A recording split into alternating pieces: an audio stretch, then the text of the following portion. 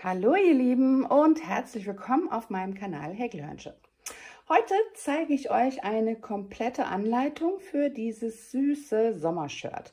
Ihr könnt das in jeder Größe stricken und mit absolut jeder Wolle. Das hier ist ein Shirt für meine 4-jährige Tochter.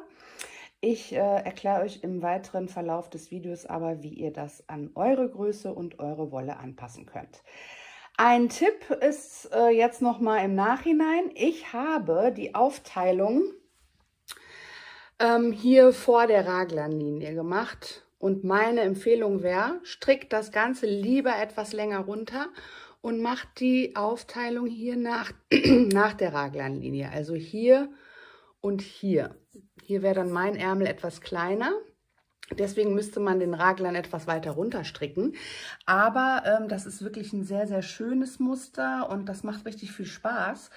Deswegen lieber den Raglan etwas größer stricken und die Aufteilung dann so machen, weil dann verläuft diese Linie schöner. Aber das sind manchmal so Sachen, die merkt man erst hinterher, wenn man fertig gestrickt hat. Auf jeden Fall ist das ein Raglan von oben. Wir haben hier eine wunderschöne Raglanlinie, die sehr dekorativ ist. Dann habe ich glatt rechts gestrickt, den Rest. Und hier unten habe ich nochmal ein kleines Muster eingebaut. Das gefällt mir auch sehr gut. Das ist aber nur eine Option. Ihr könnt das natürlich auch ganz normal glatt runterstricken. Ich habe hier die Kotone von Lana Grossa verwendet. Das ist ein reines Baumwollgarn.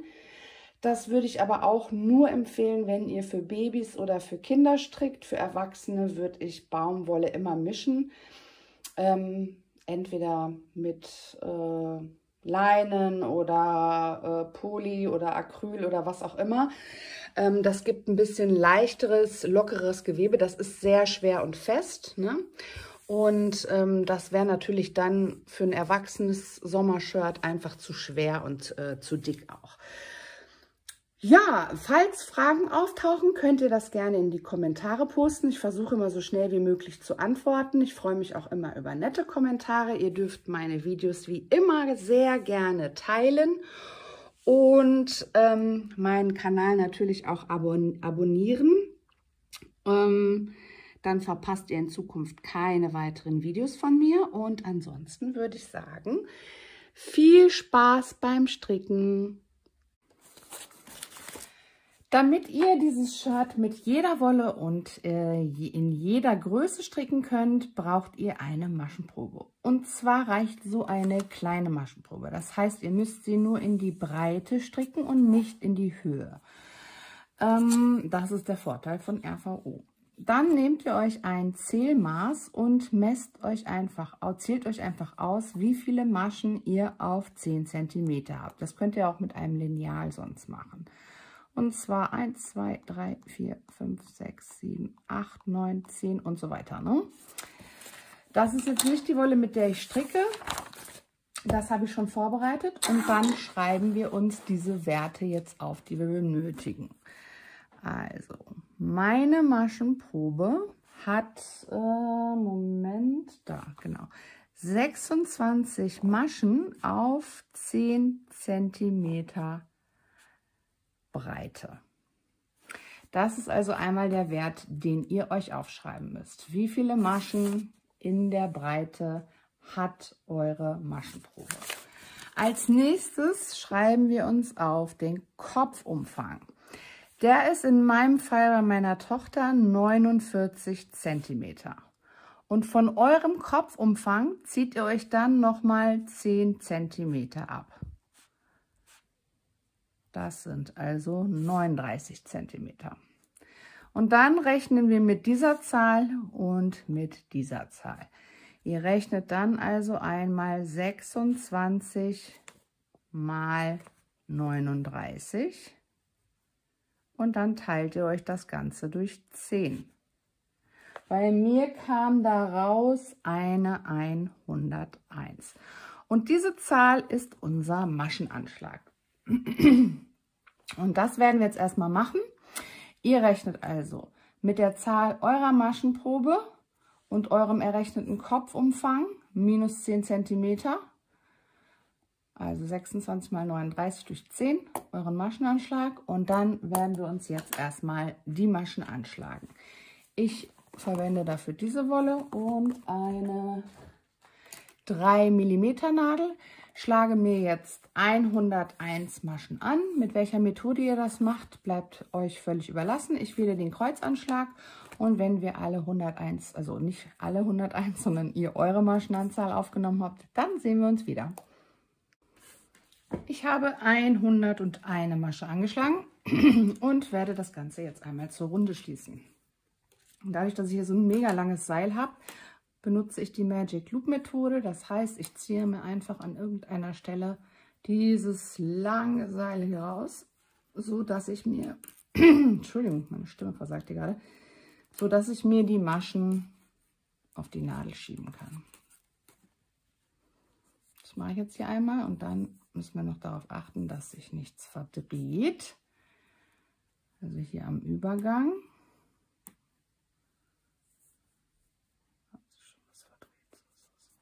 So müssten die dann sein. Einmal rum. So. Dann nehmt ihr die Nadel mit dem Arbeitsfaden in die rechte Hand. Guckt hier nochmal, dass sich nichts verdreht hat. Und dann schließen wir das Ganze zur Runde. Entweder funktioniert das jetzt schon so bei euch, bei mir geht das nicht, wie ihr seht. Ich muss mir also jetzt diese Nadel hier rausziehen, dass ich die hier abstrecken kann. Gar nicht wahr, die muss ich mir rausziehen. Vorführeffekt. So, oh Mann, ey. Die habe ich mir ja gerade so schön hier drauf geschoben. So, die muss ich abstrecken. Die, wo der Arbeitsfaden dran ist, die kann ich mir rausziehen. So. Die zieht ihr euch also raus. Und zwar so, dass ihr gut in der Runde stricken könnt. Ihr könnt das am Anfang auch mit dem Nadelspiel machen, aber ich mache das irgendwie nicht gerne. Ich benutze generell nicht gerne ein Nadelspiel. Deswegen also so. Einfach die erste Masche rechts stricken, ein bisschen anziehen, hier, und dann eine Runde alle Maschen rechts stricken und danach sehen wir uns dann wieder.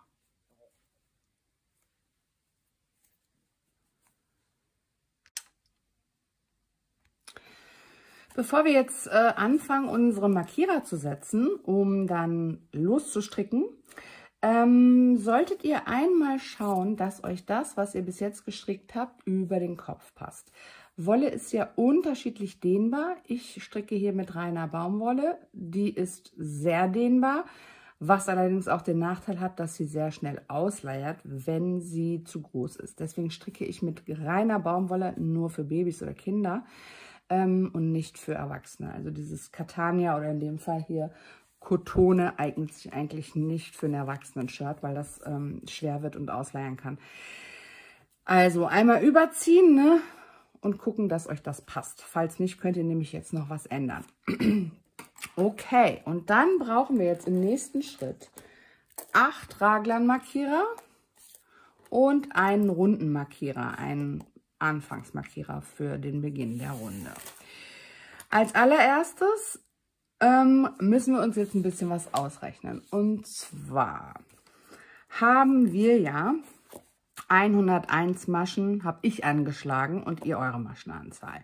Jetzt möchte ich in der Raglan-Linie ein Muster stricken. Und dieses Muster besteht aus 4 Maschen.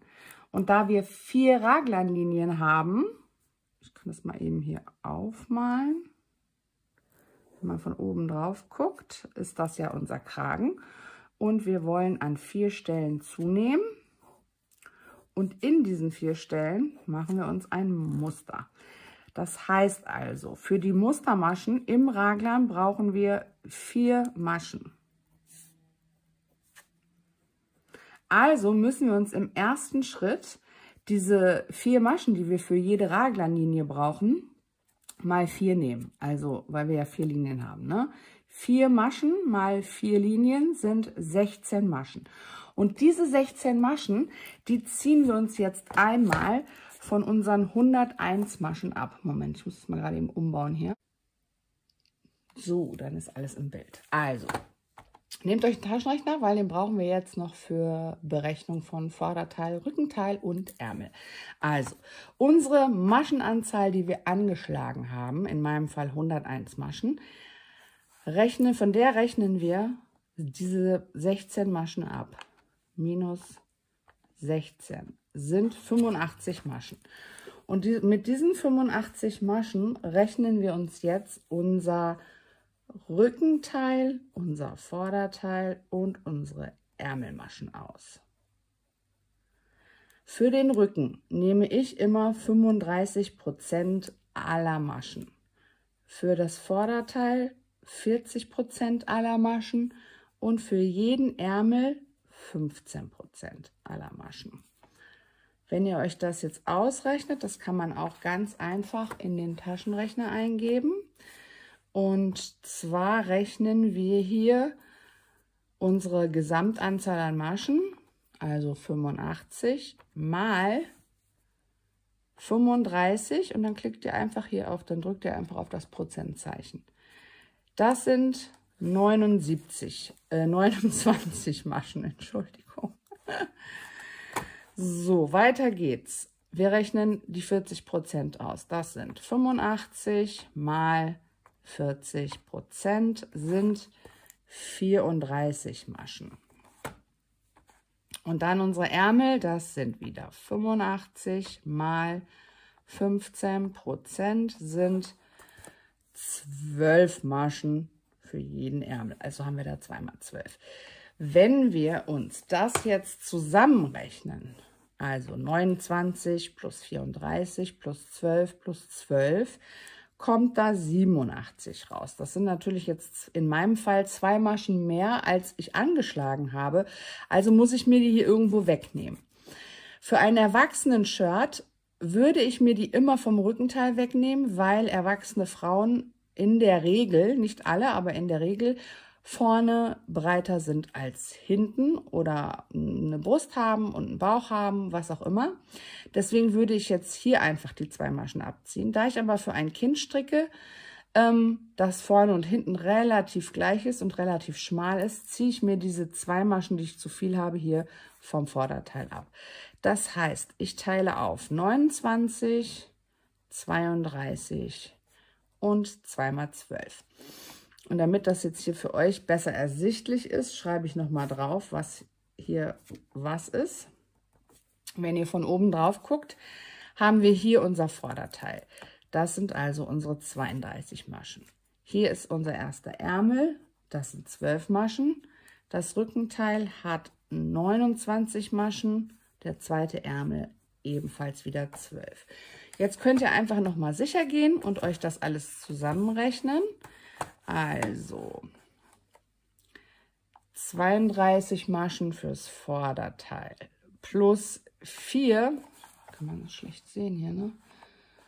Plus 4 von unserem Raglan, plus 12 für unseren ersten Ärmel, plus 4 für die nächste Raglanschräge, plus 29 für unser Rückenteil, plus 4 für die nächste Raglanschräge, plus 12 für den zweiten Ärmel, plus 4 für unsere letzte Raglanschräge. Also das passt, das sind 101 Maschen, also alle meine Maschen, die ich angeschlagen habe. Und da setzen wir uns jetzt die Markierer. Genau so, wie wir uns das jetzt ausgerechnet haben. Ihr macht diese Rechnung also für euch, diese Prozentrechnung. Und dann am besten könnt ihr euch das auch mal aufzeichnen, dann habt ihr da einen besseren Überblick. Gerade für Anfänger ist das ein bisschen einfacher zur Übersicht und um das Ganze zu verstehen. So, jetzt habe ich ja hier ein sehr langes Seil, das heißt, ich muss mit der Magic Loop Methode stricken und mir das Seil hier rausziehen. Aber das habe ich euch, glaube ich, auch schon gezeigt, ne? So, ach ja, genau, mit dem falschen Seil rausziehen. Achso, Achso, ich will ja gar nicht stricken, ich will ja Markierer setzen. Dann können wir die auch wieder aufs Seil schieben. Und dann geht das ein bisschen einfacher zu sehen. Also, wenn wir von oben drauf gucken, haben wir jetzt hier auch unseren Kreis. Und wir müssen uns jetzt vorstellen, dass hier, wo unser runden Anfang ist die Mitte von unserem Rückenteil. Und das hat jetzt 29 Maschen, das ist nicht ganz so optimal, aber das macht nichts. Ihr teilt euch jetzt die Maschen vom Rückenteil einfach nochmal durch 2, weil ihr quasi hier die Mitte habt und wir zählen ja in eine Richtung die Maschen ab. Das heißt also, haben wir auf der einen Seite 14 und auf der anderen Seite 15 Maschen. Und dann startet ihr hier damit die erste Hälfte von eurem Rückenteil abzuzählen. Das sind in meinem Fall hier 14 Maschen. 1, 2, 3, 4, 5, 6, 7, 8, 9, 10, 11, 12, 13, 14. Da setzt ihr euren ersten Markierer rein. Jetzt kommt unsere Raglanlinie. Das sind immer 4. 1, 2, 3, 4. Da kommt der nächste Markierer rein.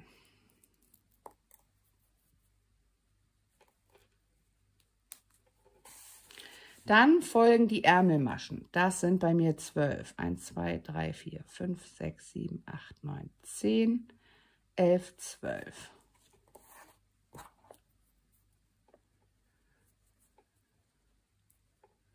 Dann folgt hier die nächste Raglanlinie. Also hier wieder 1, 2, 3, 4 Maschen abzählen und Markierer einsetzen. Dann zählt ihr eure Maschen fürs Vorderteil ab. 1, 2, 3, 4, 5, 6, 7, 8, 9, 10, 11, 12, 13, 17, 18, 19, 20, 27, 29, 30, 31, 32. Da kommt der Markierer wieder rein. Wir sind jetzt hier. 4 Maschen für die Raglanlinie. 1, 2, 3, 4. Markierer rein. Jetzt kommt der zweite Ärmel, das sind 12. 1, 2, 3, 4, 5, 6, 7, 8, 9, 10, 11, 12.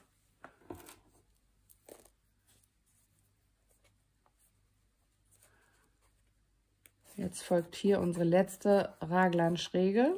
Das sind also wieder 4 Maschen. 4. Und dann solltet ihr noch die Maschen für ein halbes Rückenteil hier übrig haben. Die kann man sich dann noch mal gut abzählen. 13, 14, 15. Ja, perfekt.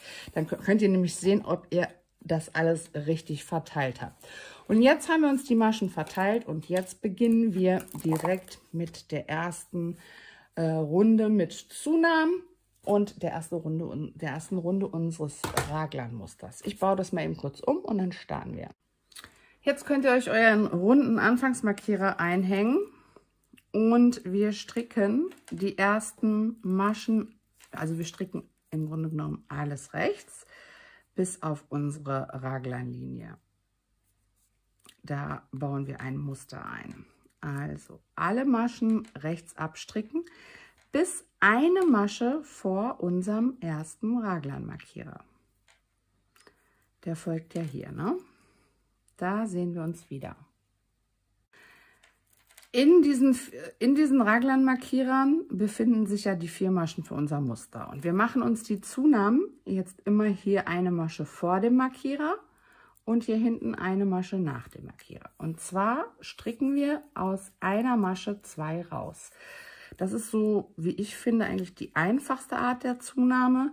Dazu strickt man eine Masche rechts, lässt aber die Schlaufe hier auf der linken Nadel und sticht nochmal in die Masche ein, und zwar rechts verschränkt. Also wenn ihr von oben drauf guckt, hier hinten. Da holt ihr euch auch nochmal den Faden durch und lasst dann diese Schlaufe von der linken Nadel gleiten und habt jetzt hier aus einer Masche 2 gemacht. Der Raglanmarkierer wird immer nur abgehoben auf die andere Nadel und jetzt folgt unsere Reihe 1 vom Muster der Raglanlinie. Das Muster besteht aus 4 Reihen, wobei die Rückreihen immer nur rechts abgestrickt werden. Reihe 1 von unserem Mustersatz ist eine Masche rechts, ein Umschlag. Für den Umschlag legt ihr euch einfach den Faden so auf die Nadel, ne? So. Dann folgen 3 Maschen rechts. 1, 2, 3. Und nochmal ein Umschlag. Jetzt hebt ihr den Markierer rüber und strickt hier alle Maschen einfach rechts weiter. Nee, gar nicht wahr. Wir müssen ja noch die Zunahme machen. Zack, vergessen. So, also, hier ist unser letzter Umschlag vom Muster. Ne? Hier ist der Markierer und jetzt ist hier nach dem Markierer wieder Zunahmezeit. Das heißt, wir machen genau das Gleiche wie hier vorne vor dem Markierer. Wir stricken 2 Maschen aus einer raus. Einmal rechts und einmal hier hinten rechts verschränkt. So, jetzt folgen alle Maschen rechts bis eine Masche vor dem nächsten Markierer. Ne?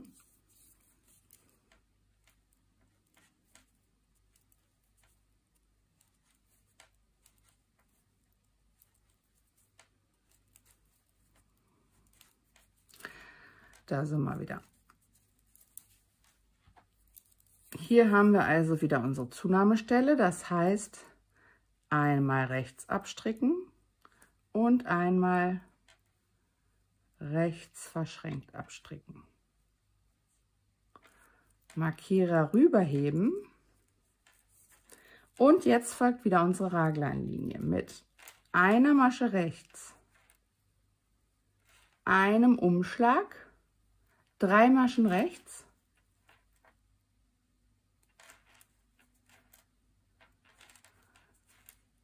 ein Umschlag, Markierer rüber. Und hier ist wieder unsere Zunahmestelle. Eine rechts. Na, habe ich mir aufgespießt. So. Eine rechts verschränkt. Jetzt folgen die Maschen vom Vorderteil. Die strickt ihr alle rechts und dann sehen wir uns wieder vor dem nächsten Markierer. Eine Masche vor dem nächsten Markierer verdoppeln wir wieder die Masche. Markierer rüber. Und wir stricken wieder unser Raglanmuster. Eine Masche rechts, ein Umschlag, 3 Maschen rechts, ein Umschlag, Markierer rüber, Zunahme. Alle Maschen rechts bis eine Masche vor dem nächsten Markierer. Ich glaube, das ist dann auch unsere letzte Zunahme. Da zeige ich euch das Muster noch einmal. Ihr könnt das sonst auch mitschreiben, wenn ihr möchtet. Oder ich kann euch das nachher aufschreiben, wenn das Muster komplett ist. Das mache ich. Ich schreibe euch das mal auf. Dann könnt ihr euch das abfotografieren. Es ist wirklich ein recht einfaches Muster. So, hier wieder 2 Maschen aus einer herausstricken. Markierer rüber, Raglanmuster. Ein rechts, ein Umschlag, 3 rechts, ein Umschlag, Markierer rüber, 2 Maschen aus einer herausstricken. So, jetzt sind wir hier am Ende angekommen. Da stricken wir alle Maschen rechts und heben uns den Anfangsrundenmarkierer einfach auch nur rüber auf die andere Seite. Da wird nicht zugenommen. Und dann stricken wir eine Runde alle Maschen rechts ab. Das heißt auch die Umschläge, die wir jetzt in der Vorrunde gemacht haben. Ihr könnt euch gerne so einen runden Reihenmarkierer zur Hilfe nehmen, wenn ihr möchtet. Und dann immer, wenn ihr eine neue Runde startet, eine Nummer weiterklicken.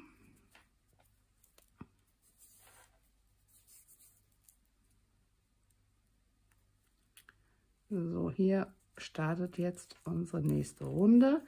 Wir stricken wieder alle Maschen rechts und ich zeige euch dann wie das aussieht, wenn wir beim Raglanmuster ankommen. Hier sind wir jetzt vor unseren 2 Maschen angekommen vor dem Markierer. Da seht ihr jetzt dieses Bild. Eine Masche erscheint rechts, eine links und die werden auch beide einfach nur rechts abgestrickt. Das ist quasi die Rückreihe, ne? Hier folgt der Umschlag, der sieht so aus. Der wird auch einfach nur rechts abgestrickt.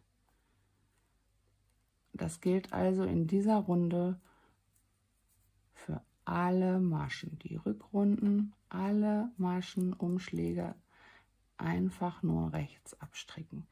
Und dann sehen wir uns wieder für Runde 3 in unserem Muster. Also bis gleich. So, hier war der Beginn von Runde Nummer 3 unseres Musters. Eigentlich ja Runde Nummer 4, aber wir zählen die allererste rechts gestrickte Runde, die wir gemacht haben, bevor wir unsere Raglan-Maschenmarkierer eingehangen haben. Die zählen wir nicht mit, die ist einfach nur zum Aufbau des Strickstücks gewesen. Also jetzt folgt die Runde Nummer 3, in der wir wieder zunehmen werden und in der die dritte Runde unseres Raglan-Musters erfolgt. In der zweiten haben wir einfach nur rechts glatt rechts drüber gestrickt. So, für unsere Zunahme machen wir wieder das gleiche wie vorher auch. Wir stricken aus einer Masche 2 heraus. So, Markierer rüber. Und jetzt folgt hier die zweite Musterreihe unserer Raglanlinie, also Reihe Nummer 3. Dafür stricken wir 2 Maschen rechts. Und als nächstes stricken wir 3 Maschen rechts überzogen zusammen. Das ist im Deutschen ja ein Wort, das hört sich so kompliziert an und da kriegen die meisten schon Angst. Es ist aber nicht schwer. Moment, ich muss mal eben was trinken. Also, wir stricken jetzt 3 Maschen rechts überzogen zusammen. So steht das auch in Anleitung. Dazu hebt ihr euch einfach die erste Masche ab, wie zum Rechtsstricken. Die heben wir uns also nur rüber auf die rechte Nadel. Jetzt stricken wir diese nächsten beiden Maschen rechts zusammen. Dazu sticht man durch beide Maschen ein, holt sich den Faden und zieht den durch beide Maschen durch. Somit haben wir aus diesen 2 Maschen eine gemacht. Und jetzt heben wir uns diese Masche, die wir vorhin nur abgehoben haben, über diese 2 zusammengestrickten Maschen drüber. Dazu hebt man die einfach an und zieht die hier über die Maschen drüber. Und das ist schon das Geheimnis von 3 Maschen rechts überzogen zusammenstricken. Also das Wort ist komplizierter als die eigentliche Technik. Die letzte Masche wird einfach nur rechts gestrickt. Markierer rüber und nach dem Markierer natürlich wieder die Zunahmen nicht vergessen. Dann alle Maschen rechts stricken bis eine Masche vor dem nächsten Markierer und da zeige ich euch dann nochmal das Muster.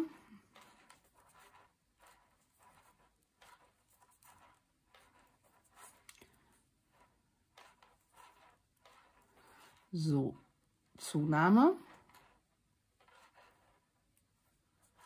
Markierer rüberheben, 2 Maschen rechts, 3 Maschen rechts überzogen zusammenstricken. Das heißt, die erste Masche abheben, die nächsten beiden Maschen rechts zusammenstricken. Bild überhaupt?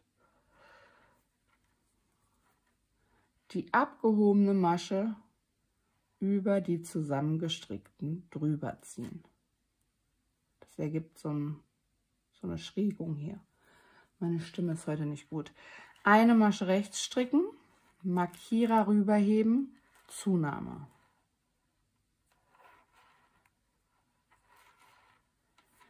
Jetzt wieder alle Maschen rechts stricken bis zu unserem nächsten Markierer, bis eine Masche davor und dann sehen wir uns wieder. eine Masche verdoppeln, Markierer rüberheben und jetzt folgt der Mustersatz für unsere Raglanlinie. 2 Maschen rechts,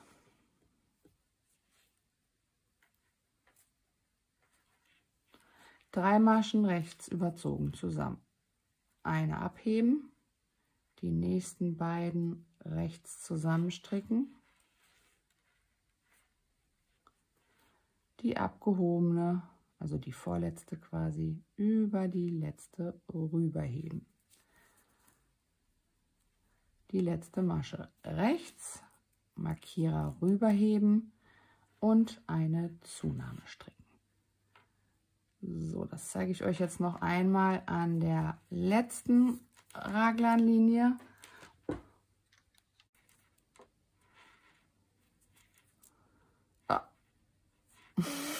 Zunahme vergessen. Zunahme immer vor dem Markierer und nach dem Markierer. Markierer rüberheben und hier nochmal unser Raglan-Muster. 2 Maschen rechts, 3 Maschen rechts überzogen zusammenstricken. Manchmal kommt man hier bei diesem Zusammenstricken nicht gut in die Wolle rein, da muss man sich manchmal die Maschen ein bisschen lockern. Hier eigentlich bei dieser Baumwolle geht das ganz gut. Eine rechts und Zunahme. Und das war Reihe 3 unseres Musters. Jetzt folgt die Reihe zu Ende mit alle Maschen rechts, dann Markierer rüberheben, dann folgt Reihe 4. In Reihe 4 wird das gleiche gemacht wie in Reihe 2. Das heißt, alle Maschen werden einfach nur rechts abgestrickt. Und dann habe ich jetzt für euch noch mal einmal das zum Abfotografieren. Das ist also das Muster der Raglanlinie. Wenn ihr in der nächsten Runde also alle Maschen rechts abgestrickt habt, dann startet ihr wieder mit Runde Nummer 1. Vor dem Markierer immer zunehmen, nach dem Markierer zunehmen. Dann Runde 1 unserer Raglanlinie. Eine Masche rechts, ein Umschlag, 3 Maschen rechts, ein Umschlag. Das folgt in jeder von unseren 4 Raglanlinien. In der zweiten Runde wieder alle Maschen rechts abstricken. In der dritten Runde 2 Maschen rechts, 3 Maschen rechts überzogen zusammenstricken. Das ist das, was wir gerade gemacht haben, und eine Masche rechts. In der vierten wieder alle Maschen rechts. In Reihe 2 und in Reihe 4 werden keine 2 und 4, keine Zunahmen. In Reihe 1 und in Reihe 3 werden die Zunahmen gemacht. Und das könnt ihr euch jetzt einmal screenshotten, abfotografieren. Dann könnt ihr euch das nämlich wunderbar immer noch mal anschauen und zur Hand nehmen. Und wir sehen uns einfach wieder, wenn ich schon ein bisschen was gestrickt habe und wir messen können mit unserer Raglanlinie. Und dann erzähle ich euch was zu den Größen, wer wie weit stricken muss, um welche Größe zu erreichen. Und dann wünsche ich euch jetzt erstmal viel Spaß mit diesem schönen Muster. Das Ganze sieht jetzt bei mir so aus. Und zwar stellen wir fest, dass, wenn man jetzt ein T-Shirt nimmt, das ist immer eine sehr, sehr gute Möglichkeit, um zu schauen, wenn man nicht anprobieren kann, ob das Ganze schon passend ist. Man sieht jetzt hier ganz gut, dass ich hier genau die Breite von oben erreicht habe, aber der Ärmel hier wäre viel länger, ne? Das sieht man hier, da fehlt quasi noch so ein Stück. Jetzt gibt es verschiedene Möglichkeiten. Und zwar kann man jetzt den Raglan einmal bis hier stricken. Das heißt also, wir schließen auch diese Raglanlinie und hätten dann hier die Breite des Shirts ganz gut erreicht, ne? Dann hätten wir aber, wenn man das jetzt mal hier zusammenhält, einen sehr, sehr kleinen Ärmel. Und das wäre dann für meine Tochter schon wieder zu nervig, das anzuziehen. Und deswegen könnte man zum Beispiel sagen, wir schließen es hier, ne, vor dieser Raglanlinie. Dann hätte man schon wieder einen größeren Ärmel. Dann wäre allerdings, wenn wir es uns hier hinlegen, wenn man guckt, von hier bis hier wäre die Breite des Shirts wesentlich kleiner. Und deswegen gibt es jetzt hier für euch verschiedene Optionen. Ihr könnt die Raglanlinie einfach noch länger stricken, dann wird das Ganze aber auch noch ein bisschen breiter. Das macht aber in dem Sinne nichts. Wenn man jetzt sagt, wir schließen hier vor der Raglanlinie, dann würde der Ärmel einfach ein bisschen weiter runterhängen und ihr würdet hier ein bisschen mehr Breite für das Shirt gewinnen. Man kann aber auch jetzt bereits schließen zur Runde und die Aufteilung machen für die Ärmel. Und dann hier unterm Arm ein paar Maschen aufnehmen, um zum einen größeren Ärmel zu bekommen und etwas mehr Weite fürs Shirt. Ich werde jetzt, weil ich eigentlich finde, dass das hier oben sehr schön anliegt, diese Option wählen. Und zwar werde ich hier vorne aufteilen, dieses Stück, so dass ich so einen großen Ärmel habe, der also wirklich schön groß ist und nicht zu groß. Ich finde, hier ist es schon ein ziemlich riesiges Loch, aber das ist auch Geschmackssache. Und werde mir dann ein paar Maschen aufnehmen, dass der Ärmel dann zwar auch noch mal größer wird, aber ich hier noch ein bisschen Breite erreiche. Ihr könnt jetzt zum Beispiel hergehen und mit einem Maßband ausmessen, wie das hier aussieht. Also wenn ich jetzt hier messe und ich möchte jetzt diese Breite erreichen, habe ich ein Bild? Ja. Dann wären das noch 3 cm. Man könnte jetzt sagen, dann nehme ich 3 cm an Maschen und zähle mir die hier ab. 1, 2, 3, 4, 5, 6, 7. Also müsste ich 7 Maschen unterm Arm aufnehmen. Das wäre mir aber jetzt zu viel. Ich werde das Ganze auf beiden Seiten mit 5 Maschen machen. Und wie das jetzt geht, das zeige ich euch jetzt. Achso, ich kann euch noch mal eben die Raglanlinie ausmessen. Das wird jetzt ein Shirt so für 4 bis 6 Jahre ungefähr. Also schauen wir mal, wie das dann hinterher ausfällt. So, wenn wir hier messen, bis hier unten haben wir knapp 11 cm. Das ist also die Raglanlinie jetzt für dieses Kindershirt. Wenn ihr größere Größen stricken wollt, würde ich vielleicht empfehlen, immer für jede weitere Größe ungefähr 1 cm mehr zu stricken. Ne? Aber wie gesagt, das Ganze ist immer am einfachsten, wenn ihr direkt anprobieren könnt, aber manchmal strickt man auch für andere. Dann ist so ein Shirt vielleicht ganz hilfreich in dieser Größe. Gut, starten wir mit der Aufteilungsrunde. Ich habe jetzt hier ein bisschen nach meinem Markierer gestrickt und muss jetzt quasi mir anschauen, wo ich aufteilen möchte. Ich möchte das ja schon vor dem Markierer machen, das heißt, die Maschen hier stricke ich gar nicht mehr mit. Ich stricke nur bis zu diesem ersten Markierer hier, alle Maschen rechts. So, das ist die letzte Masche für meinen Markierer, die stricke ich noch rechts. Jetzt kann ich den rausnehmen. Und zwar überspringen wir jetzt diese ganzen Maschen für den Ärmel.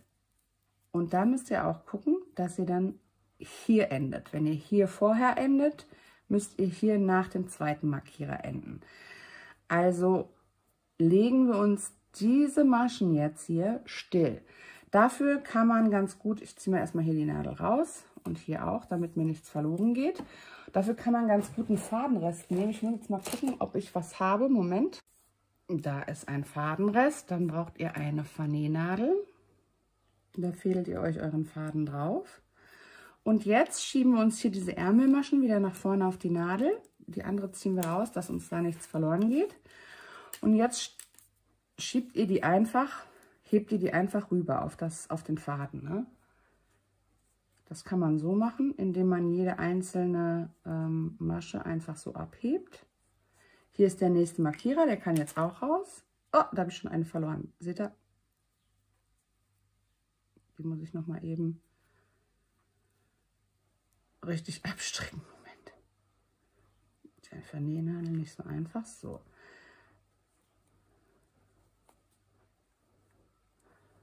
Also das kann man so machen.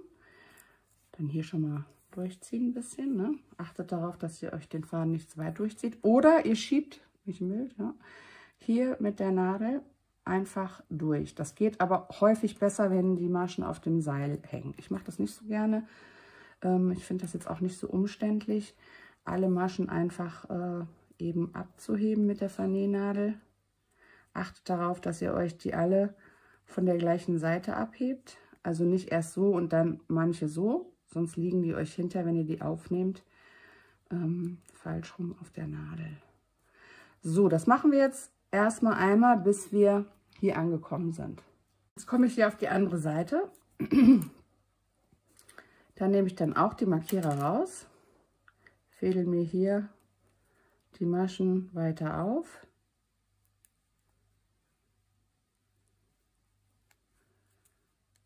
Letzter Markierer raus und das markiert das Ende meiner Ärmelmaschen. So, hier ziehe ich mir mal eben die Nadel raus. Jetzt habt ihr hier eure Ärmelmaschen auf diesem Seil liegen, könnt die Vernähnadel rausziehen und jetzt kann man sich das hier mit einem Knoten oder mit einer Schleife sichern. Ich mache immer so eine Doppelschleife. Dann geht eigentlich nichts auf. Und jetzt habt ihr hier euren ersten Ärmel gebildet. Und es geht dann weiter, indem man sich die Maschen von beiden Seiten wieder auf die Nadel schiebt, um jetzt in der Runde weiter zu stricken. Wer jetzt unterm Arm keine Maschen aufnehmen möchte, der strickt jetzt einfach rechts weiter. Das heißt, hier die erste Masche rechts stricken, da ein bisschen anziehen und einfach alle Maschen weiter rechts stricken bis zum nächsten Markierer. Ich möchte aber jetzt Maschen aufnehmen. Das heißt, ich nehme mir jetzt hier diesen Faden, bilde mir eine Schlaufe und lege die mir auf die Nadel. Ziehe die Schlaufe fest und habe mir eine neue Masche gemacht. 2,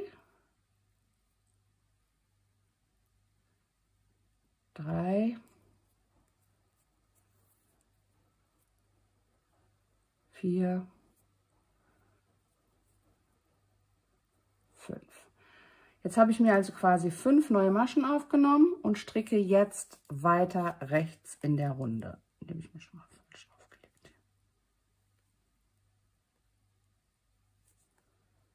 So. Alle Maschen rechts stricken, ne, hier wieder rum, bis wir auf der Seite bei unserem zweiten Ärmel ankommen und da machen wir das gleiche nochmal. Das heißt, wir fädeln uns die Ärmelmaschen genauso auf einen Fadenrest oder auf eine Klammer oder auf eine extra Nadel.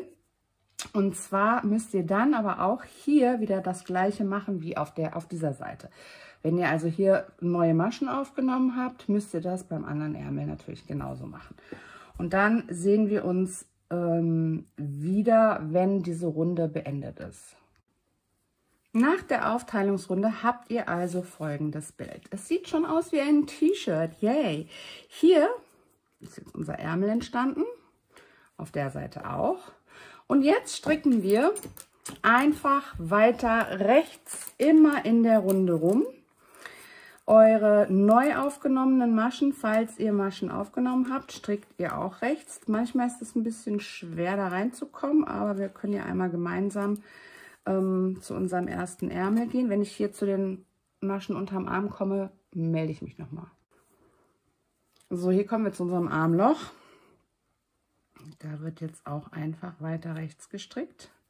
Hier ist unsere erste neu aufgenommene Masche. Die sind manchmal ein bisschen eng, aber einfach, ich habe Gott sei Dank sehr spitze Nadeln hier. Auch diese neu aufgenommenen Maschen einfach rechts abstricken. Ich muss meine Fingernägel fallen. Keine Zeit.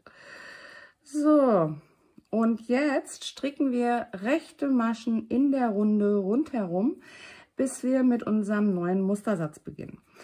Der neue Mustersatz, den könnt ihr ansetzen, wo ihr mögt. Ihr könnt zum Beispiel jetzt direkt in der nächsten Runde damit starten, sodass das komplette Körperteil in diesem Muster gestrickt wird. Ihr könnt zum Beispiel von dem Körperteil, was jetzt noch folgt, könnt ihr 2 Drittel glatt rechts stricken und das letzte Drittel im Mustersatz. Das ist also jetzt alles einfach eine Geschmackssache und ich schaue mal, wie es mir gefällt und wann ich damit anfange. Und dann sehen wir uns gleich oder später für unser neues Muster wieder. Viel Spaß! Ich habe jetzt hier eine gewisse Länge erreicht und meine Tochter hat das gestern angezogen und gesagt, nicht länger. Also machen wir jetzt unser zweites Muster daran. Und mein Tipp wäre, bevor wir jetzt mit dem Muster starten, zieht euch einen Rettungsfaden ein. Weil, falls euch das Muster nicht gefällt oder es klappt nicht, das zu stricken oder ihr habt zu viele Fehler drin, dann könnt ihr einfach die Nadel rausziehen und habt das ganze rechts gestrickte, was ihr hier bisher gemacht habt, gerettet. Dann braucht man sich die Nadeln einfach nur wieder, die Maschen einfach nur wieder von diesem Faden auf die Nadel schieben. Man kann also problemlos ribbeln.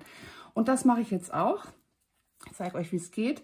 Ihr nehmt also hier so einen Fadenrest zum Beispiel, zieht den in eure Vernähnadel rein und jetzt machen wir quasi das gleiche, wie wenn wir unsere Ärmelmaschen stilllegen.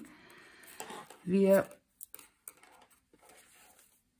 ziehe erstmal hier die Maschen auf die Nadel und dann schiebe ich mir die hier dann schiebe ich mir hier, das geht sogar besser, wenn ich es auf dem Seil habe, schiebe ich mir einfach hier durch die Maschen. Könnt ihr mich sehen? Ja, ne? So. Schiebe ich mir hier den Fadenrest durch. Könnt zwischendurch einfach mal durchziehen. Ein bisschen.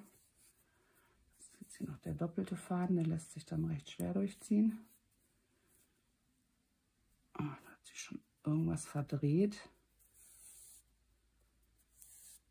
So. Und dann einfach einmal weitermachen. Die ganze Runde rum und dann lasst ihr diesen Faden drin und strickt weiter. Und so habt ihr euer Muster gerettet. Ich probiere jetzt erstmal noch was aus mit meinem Muster und wenn ich das gemacht habe, dann sehen wir uns wieder und dann zeige ich euch, wie es geht. Bevor wir jetzt mit dem Muster starten, zählt ihr einmal alle Maschen, die ihr auf der Nadel habt, einmal rundherum. Bei mir sind das 135 Maschen und das Muster, das wir jetzt stricken, ist teilbar durch 6. 135 lässt sich leider nicht glatt durch 6 teilen. Deswegen ist die nächste Zahl nach oben, die sich durch 6 teilen lässt, ist die 138. Also muss ich mir jetzt hier in der nächsten Runde 3 Maschen aufnehmen, damit ich hinterher hier 138 Maschen auf der Nadel habe. Dafür stricke ich jetzt noch eine Runde rechts und nehme mir verteilt hier 3 Maschen auf. Wenn das bei euch glatt aufgeht, das heißt eure Maschenanzahl, die hier auf der Nadel liegt, ist teilbar durch 6, dann setzt ihr jetzt die nächste Runde aus und beginnt dann sofort mit dem Muster. Für diejenigen, die jetzt auch noch Maschen aufnehmen müssen, man muss das jetzt hier nicht irgendwie groß aufteilen und sich hier Markierer setzen, sondern wir stricken einfach ein paar Maschen, nehmen die erste auf, stricken wieder ein paar Maschen, nehmen noch eine auf und so weiter. Also das machen wir ganz unkompliziert. Fadenchaos. So. Der Rettungsfaden, der kann schon mal ein bisschen störend sein. Puppelt euch den einfach irgendwo hin, wo er euch nicht so stört. Am besten hinter den Arbeitsfaden. So, und dann stricke ich jetzt erstmal hier, muss mal einen Rundenmarkierer wieder einsetzen. Ziehe ich mal näher hier runter. So, dann stricken wir jetzt erstmal rechts. Und um eine neue Masche aufzunehmen, mache ich das ganz einfach. Ich lege mir einfach eine Schlaufe auf die Nadel. So wie ich das unter dem Ärmel auch gemacht habe. Also hier eine, dann stricke ich weiter und nehme mir im Verlauf dieser Runde dann noch 2 Maschen auf. Das könnt ihr dann auch machen, dass ihr eine Maschenanzahl habt, die teilbar ist durch 6.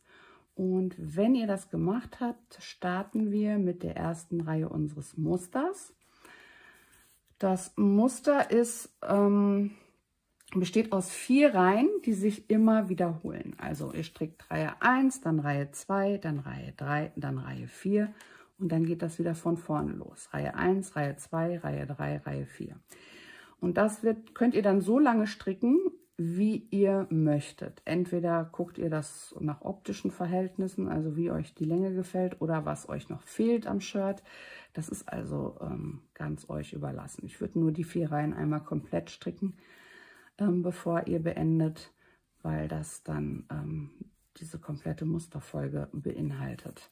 So, jetzt nehme ich mir hier einfach mal noch eine Masche auf und dann stricke ich weiter und nehme mir noch meine dritte Masche auf und dann sehen wir uns gleich für die erste Reihe unseres Musters.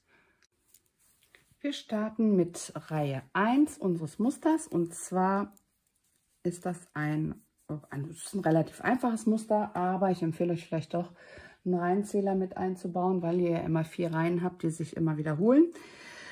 Starten wir mit, die erste Masche wird abgehoben, wie zum Rechtsstricken. Die nächsten beiden werden rechts gestrickt. 1, 2. Jetzt wird die wir nur abgehoben haben, über die beiden zuletzt gestrickten drüber gehoben. Das sieht dann so aus. Dann folgen 3 Maschen rechts. 1, 2, 3. Das ist der komplette Mustersatz für diese Runde. Jetzt beginnt er wieder von vorne. Eine Masche abheben, 2 Maschen rechts stricken. Die abgehobene über die 2 gestrickten drüber ziehen. 3 Maschen rechts. 1, 2, 3. Und es geht wieder von vorne los. Eine Masche abheben, 2 rechts stricken, die abgehobene über die 2 rechts gestrickten ziehen und 3 Maschen rechts. 1, 2, 3. Abheben, 2 rechts stricken, die abgehobene über die 2 rechts gestrickten drüber ziehen und 1, 2, 3 rechts. Und das ist jetzt das komplette Muster, was sich einmal diese ganze Runde wiederholt, bis wir am Ende angekommen sind. Und dann geht es weiter mit Runde Nummer 2.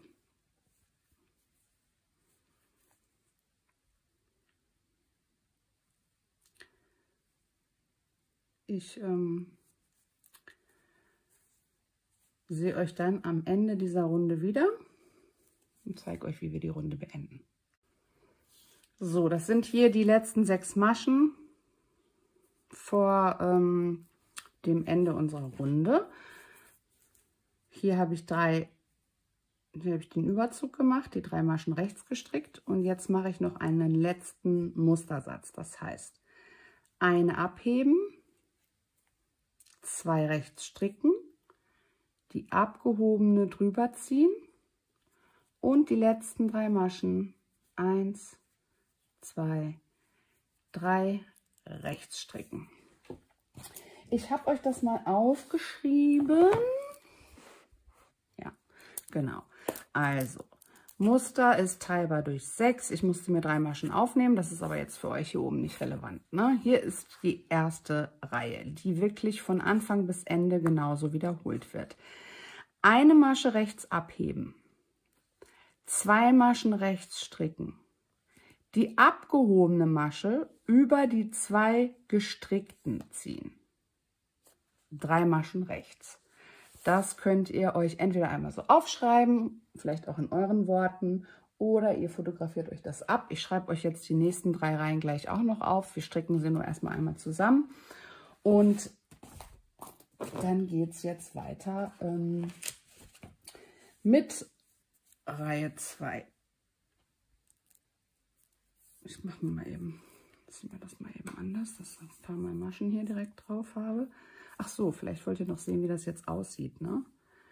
Ist natürlich dieser Faden hier störend drin, aber ihr solltet immer dieses Bild haben, ne? Diese überzogene Maschen, dazwischen die 3 rechten und dann die überzogene Masche.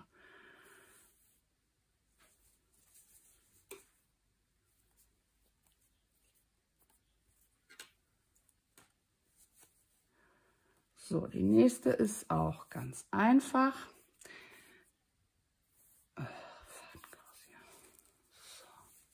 Und zwar starten wir mit 4 Maschen rechts. 1, 2, 3, 4. Dann folgt ein Umschlag, eine Masche rechts. Und das ist der Mustersatz. Dann folgen wieder 1, 2, 3, 4 Maschen rechts, ein Umschlag, eine rechts. Also 1, 2, 3, 4. Ne, das ist eine danach. Also müssen wir 5 strecken jetzt. Ne? So, ein Umschlag. Dann 1, eine rechts und dann wieder 4 rechts. 1, 2, 3, 4. Umschlag. 1, 2, 3, 4. Also 5. Ne? Habe ich jetzt, glaube ich, nicht gut erklärt. Ne? Wir starten 4 Maschen rechts, dann machen wir einen Umschlag, dann kommt eine rechts. Dann kommen wieder die 4 Maschen rechts vom Anfang und dann ein Umschlag, eine Masche rechts. Also heißt das im weiteren Verlauf für euch, ihr strickt immer 1, 2, 3, 4, 5, macht einen Umschlag und dann wieder 5 rechts. 1, 2, 3, 4, 5, Umschlag, 1, 2, 3, 4, 5, Umschlag und so weiter. Das folgt jetzt die ganze Runde und dann sehen wir uns am Ende wieder. Ich habe vorhin einen Fehler gemacht und muss jetzt leider fast die ganze Reihe zurückstricken. Vielleicht interessiert euch ja auch, wie man zurückstrickt. Falls ihr das noch nicht gemacht habt, zeige ich euch das jetzt einfach. Also, wir müssen jetzt diese Maschen hier wieder zurück auf diese Nadel, also die rechten, von der rechten Nadel auf die linke. Und dazu stechen wir halten uns den Arbeitsfaden hier stramm, weil wenn wir den stramm ziehen, sehen wir hier drunter die Masche. Wenn wir den nicht so stramm ziehen, dann sieht man meistens das Loch nicht gut, wo man einstechen muss. Deswegen stramm ziehen und hier unten, kann man das sehen, da unten einstechen. Die rechte Nadel rausziehen. Und dann habt ihr eine Masche zurückgestrickt. Dann legt den Arbeitsfaden einfach nur wieder dahinter. Ich wickel mir den dann immer noch mal um den Finger, damit ich hier wieder das Stramme habe. Dann hier rein. Das ist einfach das, wie man die rechten Maschen zurückstrickt. Die Umschläge, die ich gemacht habe, die lasse ich mir gleich einfach hier nur von der Nadel leiten, ne? So, und dann kommt wieder eine rechte Masche. Ihr stecht immer in die Masche darunter ein. Ist leider etwas langsamer als das normale Stricken und ist auch nicht so mein Favorit, aber ich habe jetzt auch keinen Bock, die erste Reihe nochmal zu machen, also stricke ich jetzt einfach fleißig zurück. Das nur kurz für euch vielleicht, falls ihr das noch nie gemacht habt. Wir sind jetzt hier am Ende der Runde angekommen. Das ist der Umschlag. 1, 2, 3, 4, 5. Ein Umschlag. Dann 1, 2, 3, 4, 5. Ein Umschlag und die letzte ist eine rechts. Ich habe euch das auch wieder aufgeschrieben.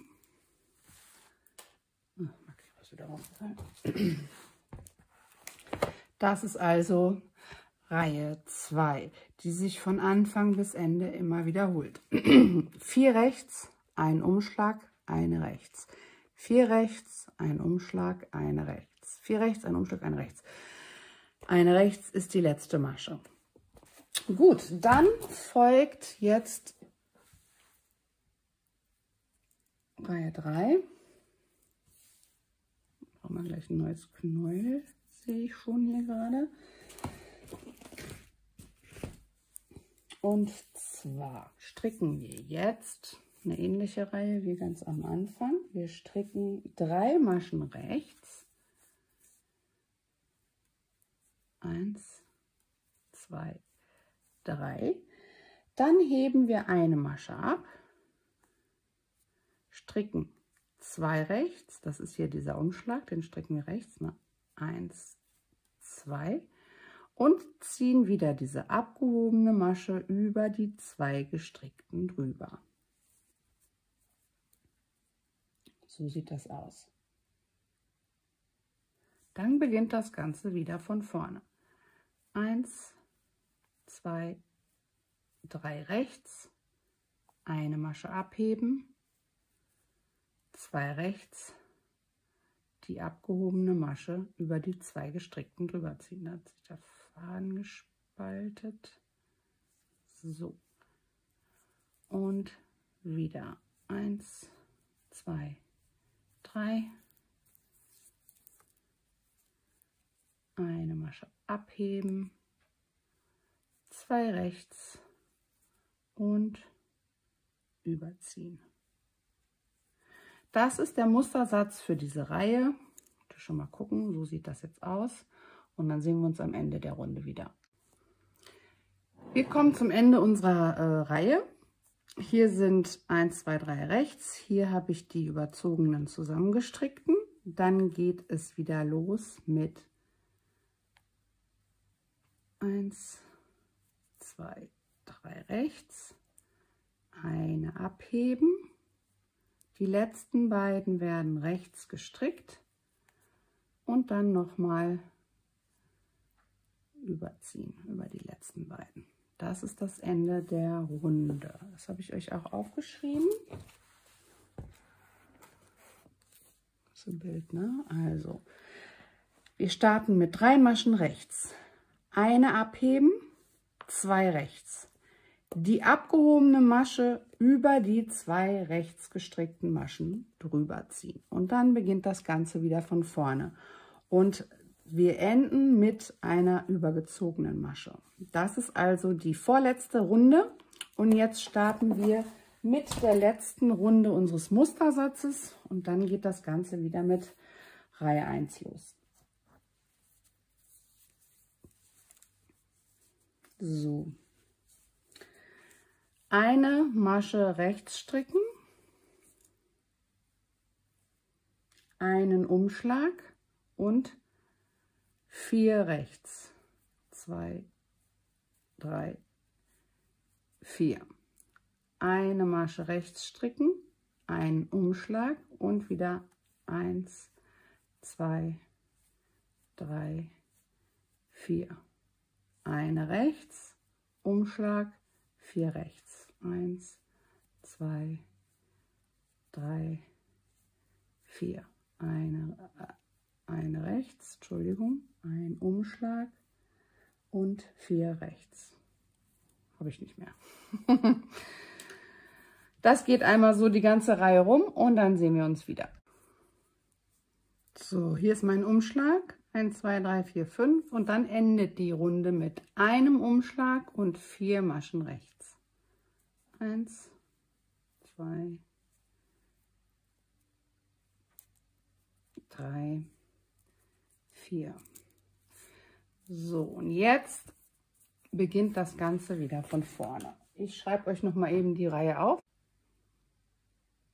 So, das ist etwas schwierig hier mit meinem Stativ, euch das hier komplett ins Bild zu kriegen. Deswegen ist das wahrscheinlich jetzt für euch ein bisschen schief.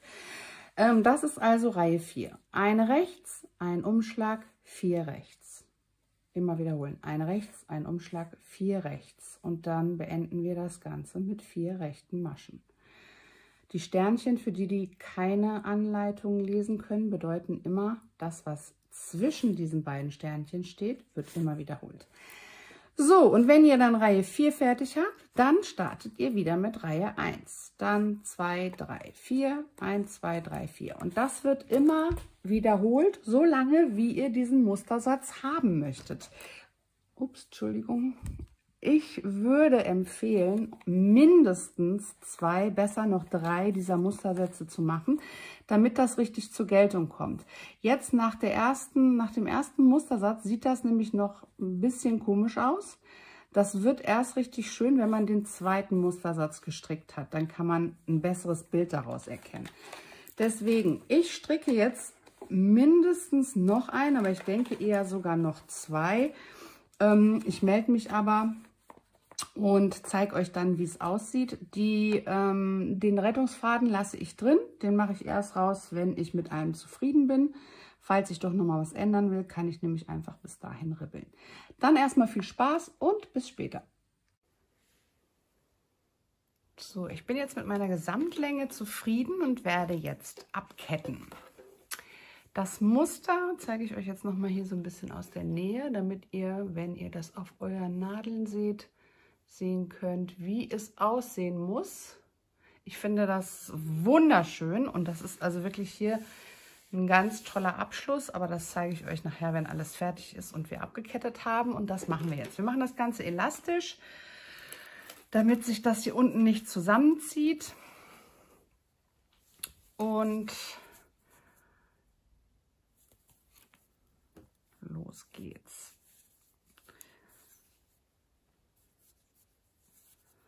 Ich stricke jetzt hier einfach alle Maschen rechts ab. Das heißt also erstmal 2 Maschen rechts stricken, also die Umschläge auch rechts, ne? Dann geht ihr mit der linken Nadel durch diese 2 gestrickten durch, sodass ihr die quasi auf beiden Nadeln habt, ne? Und holt euch mit der rechten Nadel den Faden einmal hier hinten durch die Maschen durch, da. Und so habt ihr aus, ich ziehe euch noch mal ein bisschen näher ran, Moment. So habt ihr aus 2 Maschen eine gemacht. Dann wird wieder eine gestrickt. Es wird mit der linken Nadel auch wieder da eingestochen, sodass ihr die Maschen auf beiden Nadeln habt. Ihr holt euch hinten den Faden einmal durch beide Maschen durch. Ich störe hier die Maschen, so. Und dann von der Nadel gleiten lassen. Eine rechts stricken.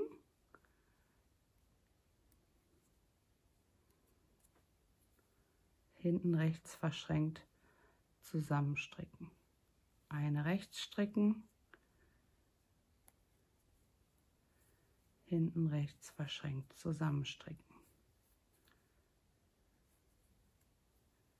Und das machen wir einmal die ganze Runde rundherum, bis wir alle Maschen abgekettet haben. Dann können wir uns da den Faden abschneiden und dann kümmern wir uns um die Ärmel.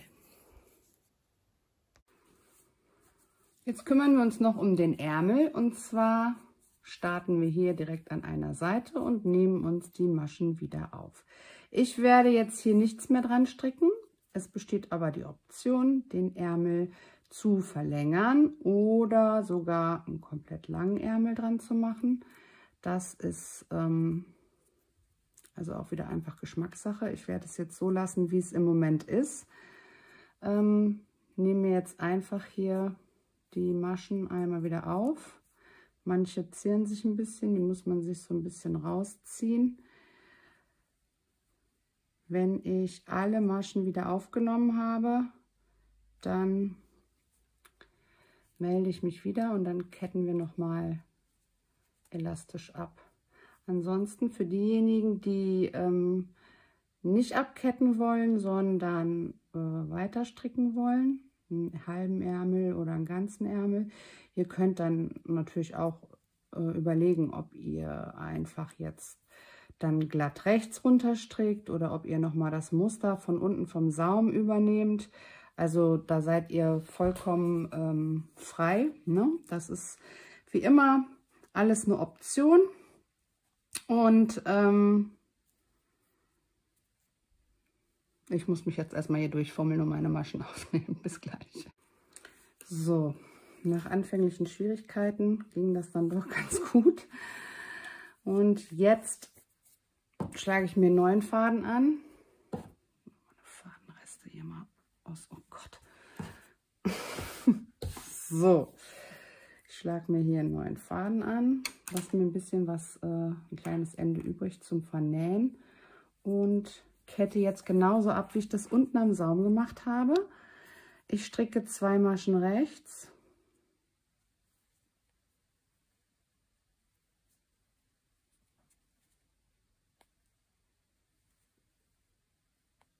Na, da ist der. Den Faden könnt ihr euch sonst auch rausnehmen, ne? Manchmal stört der doch ein bisschen. Und dann wieder durch beide Maschen durch und rechts verschränkt den Faden durchholen. Eine Masche rechts stricken, durch beide Maschen durch und rechts verschränkt abstricken. Da ist was nicht richtig gelaufen, da liegt die Masche nicht richtig drauf.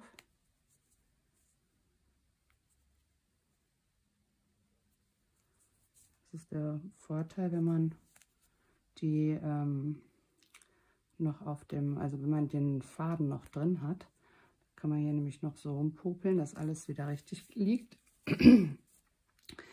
Also rechts stricken, durch beide Maschen einstechen und rechts verschränkt stricken.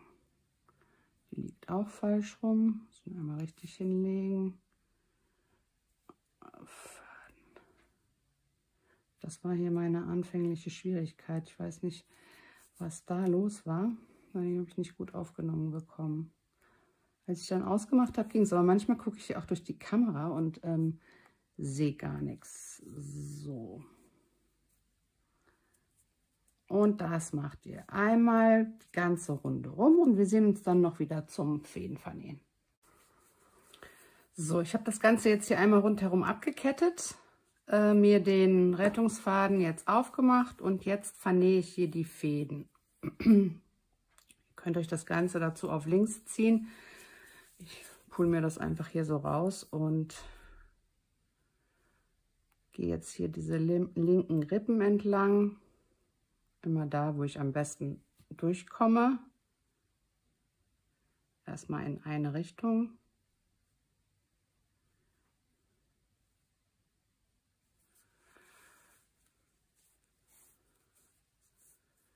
Und dann nach oben in die andere Richtung.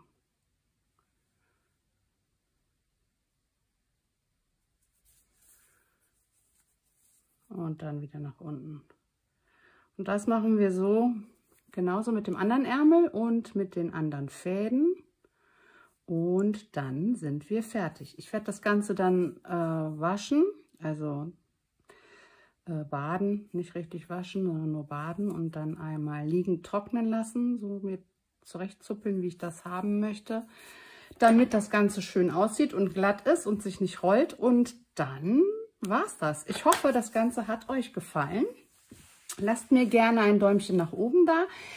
Besucht mich auf Instagram, da könnt ihr mir gerne eure fertigen Shirts zeigen. Ich freue mich immer darüber, Werke zu sehen, die nach meinen Anleitungen gestrickt oder gehäkelt wurden. Ich hoffe, ihr bleibt gesund und schaut nächstes Mal wieder rein. Macht's gut. Bis dann. Tschüss.